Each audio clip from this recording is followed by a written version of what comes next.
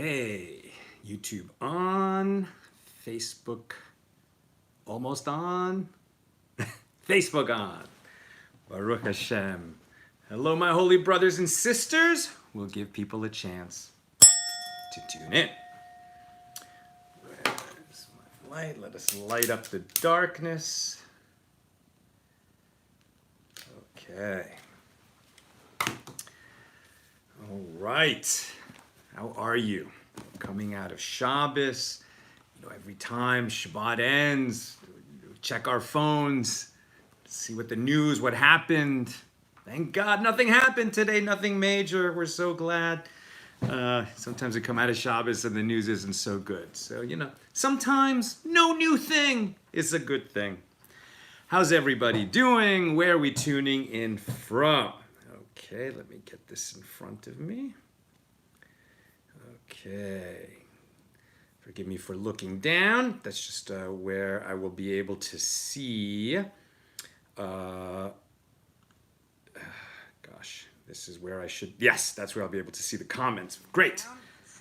And turn that off. Okay, so Crystal Dahlberg, Lindsay Adams in the house. Ian Chamberlain says Shavua Tov from Phoenix.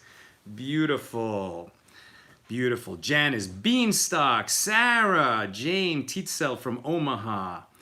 Crystal is in from Canada. Rochelle says Shavua Tov. Shavua Tov, my holy brothers and sisters. And as a matter of fact, so let me just move this over here. We are in the counting of the Omer. And yesterday we counted 23. This is a 50 nights that we count between the second night of Passover and Shavuot, the revelation of Shavuot at Mount Sinai. So we're almost halfway through the counting of the Omer. And if we're trying to free ourselves from a destructive habit, so then every day we meditate on some aspect of the habit and our personality and how we can go about making that change. So let us count the Omer together. I am prepared and ready to fulfill the positive commandment of counting the Omer. As it is written in the Torah, you shall count 7 complete weeks from the day following the Passover rest day when you brought the Omer as a wave offering. To the day after the 7th week, you shall count 50 days, and then you shall present a meal offering of new grain to the Lord. May the pleasantness of the Lord our God be upon us. Establish for us the work of our hands. Establish the work of our hands. Baruch atah Adonai Eloheinu melech haolam asher kitshanu b'mitzvotav v'tzivanu al sefiras haomer. Today, whoa. Why am I not seeing it? Here we go.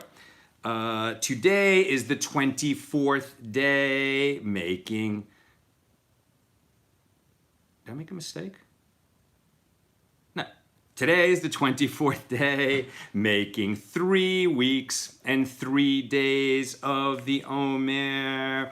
Hayom arba ve'esrim yom shehem shlosha shavuos ushlosha yamim le'omer.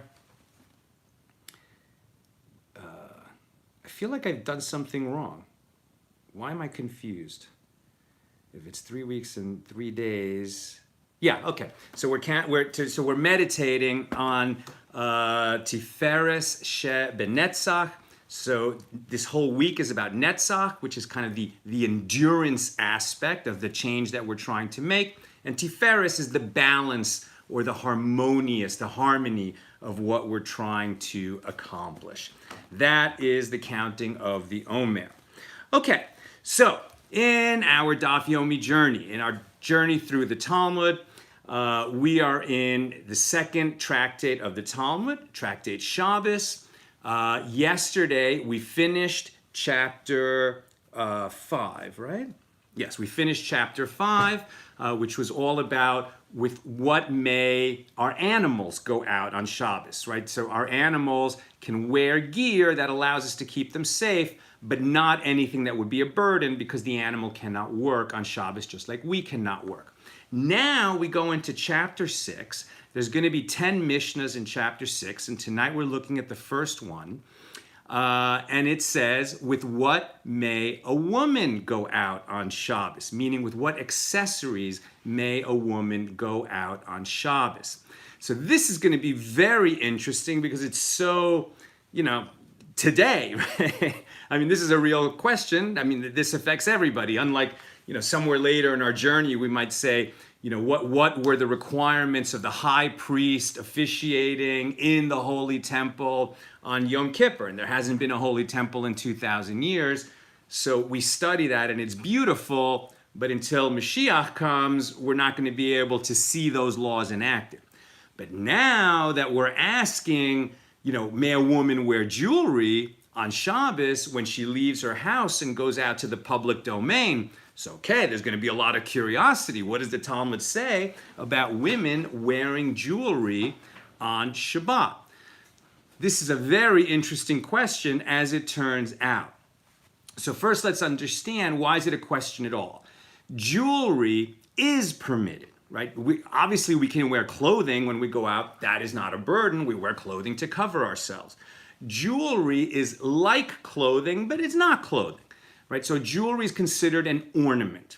Jewelry is permitted. We can wear jewelry if it's just for the purpose of adorning ourselves. It is biblically prohibited. It's biblically permitted. But in Talmudic times, certain kinds of jewelry were rabbinically prohibited. And in fact, unequivocally so. It was just the rabbis made clear women can't wear jewelry when they go into the public domain, when they leave their house on Shabbos. And that is not the law today. So we're going to encounter the question, which is actually not in the Talmud, but we're going to look at it tonight, how it came to be permitted. Because yes, women can wear jewelry. Of course they can wear jewelry. You see women wearing jewelry on Shabbos all the time. But the way it was left in the Talmud, 1,500 years ago, is that they were not permitted to wear jewelry. So first let's understand what was the concern. The concern that the rabbis had is, like many things, it's putting a fence around the Torah. And the worry was that they would take off an item, let's say a piece of jewelry, they would take it off, show it to a friend, and then they would take it off in order to show it to a friend. Hey, look what I got. It's pretty. It's built like this. It's blah, blah, blah. We look at it, and then it's in her hand, and she might forget to put it back on. When, let's say it's earrings or a nose ring they talk about, or a necklace or something like that, while she's wearing it, no problem. It's an ornament. It's certainly permitted. She can wear it, go out in public, from private to public domain, walk 4 cubits in the public domain, etc. But if she took it off to look at it with a friend and then forgot to put it back on and it was in her hand and she walked 4 cubits in the public domain, then she would be violating the prohibition on carrying a burden on Shabbos, because now it would be a burden. And so the rabbis passed this rule to protect the woman from accidentally violating the prohibition on carrying. A similar rationale, but not the same, is that the woman might come to immerse in a mikveh. And if there was an item that would interpose between her and a valid immersion, right? So if she had to immerse in a mikveh and be purified in the waters of a mikveh, women who use mikveh today for marriage, ritual purity within marriage, know that when they go to the mikveh, there can't be anything between their skin and the water, between their hair and the water. So if she needed to immerse in the mikveh on Shabbat, because there is immersion in the mikveh on Shabbat, so then she might remove that item and then forget to put it back on, and again carry it in the public domain, and then violate the biblical prohibition on carrying. So to protect the woman from either of those situations, taking it off to show it to a friend and forget to put it back on, or take it off to immerse in the mikveh and then forget to put it back on and carry in the public domain, these kinds of accessories were prohibited. One, because they were loose and pretty. The other, because they were sort of tightly attached, right? Loose and pretty, they might take it off, show a friend and discuss it. or tightly attached, they would have to take it off in case they had to immerse in the mikveh. And so that's where it was left in the times of the Talmud.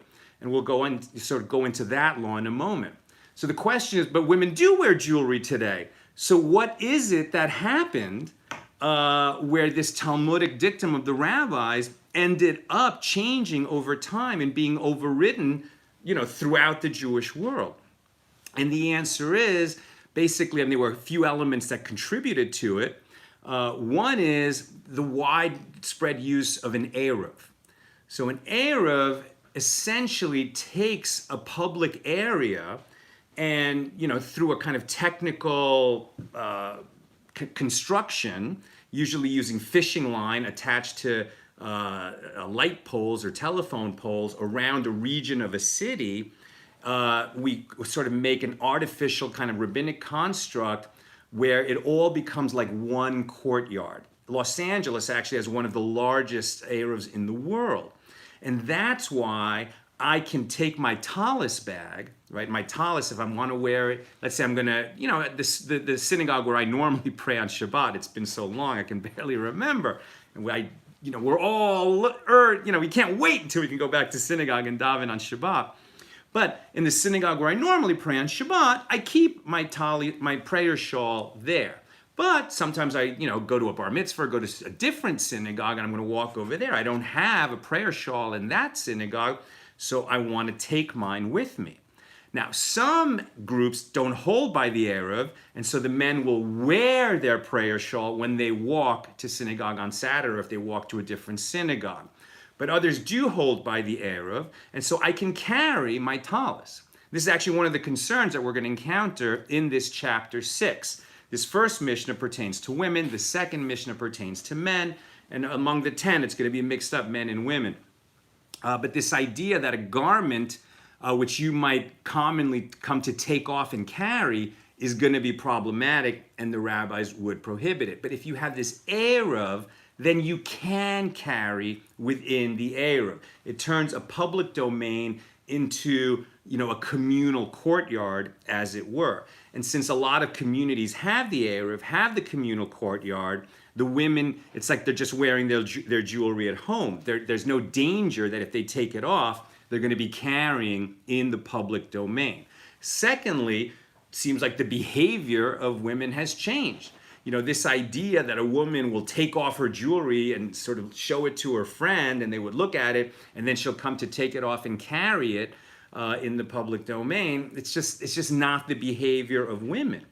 Moreover, there had been generations at this point of women who've been wearing jewelry on Shabbos, and if somebody tried to enforce this rule, it just wouldn't work. It just wouldn't work. It would be like the rabbis shouting into the wind, because of the custom that has been there over a long time, centuries. It's been centuries that women have been wearing their jewelry on Shabbat. Perhaps it emerged from communities that had the eruv and then spread through the Jewish world.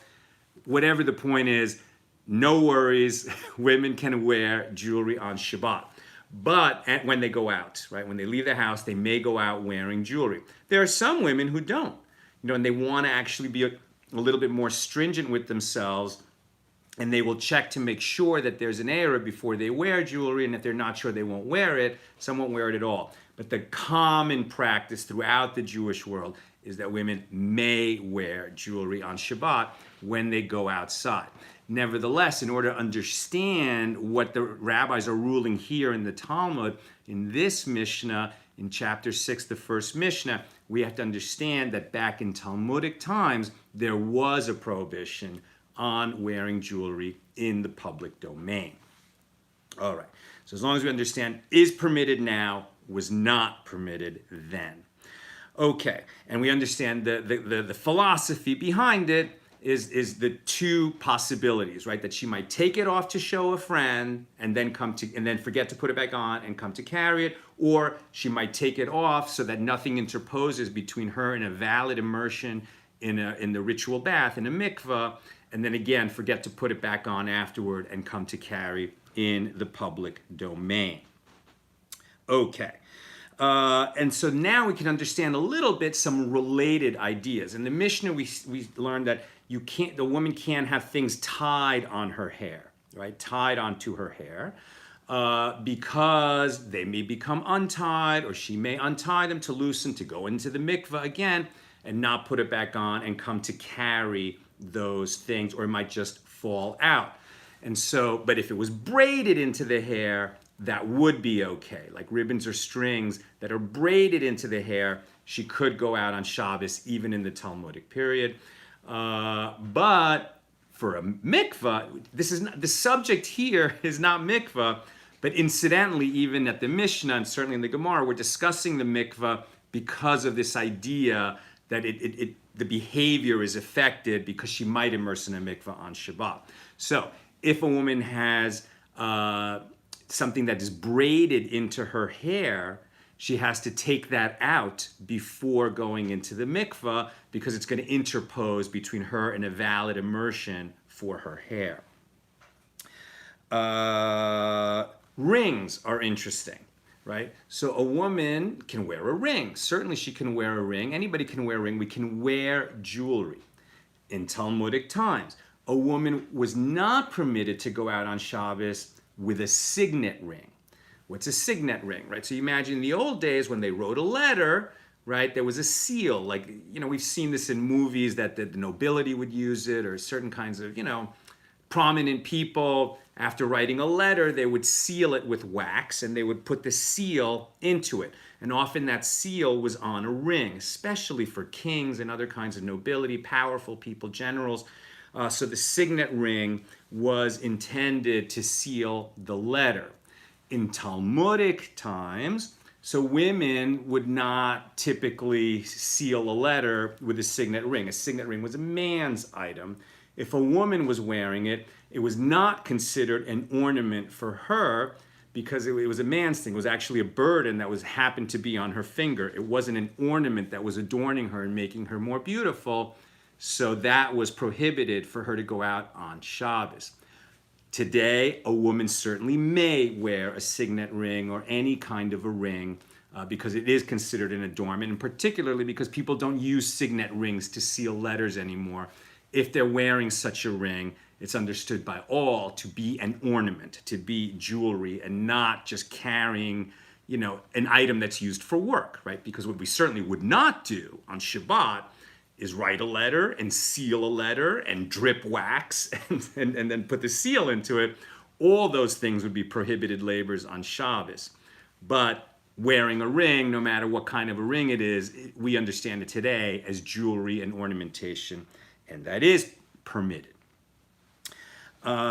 Interestingly, this Mishnah, even in the Talmudic time, said that these practices, wearing this kind of jewelry that the woman might, come to take off and show a friend, or take off to wear to have a valid immersion in the mikveh, and then forget to put it back on and come to carry in the public domain.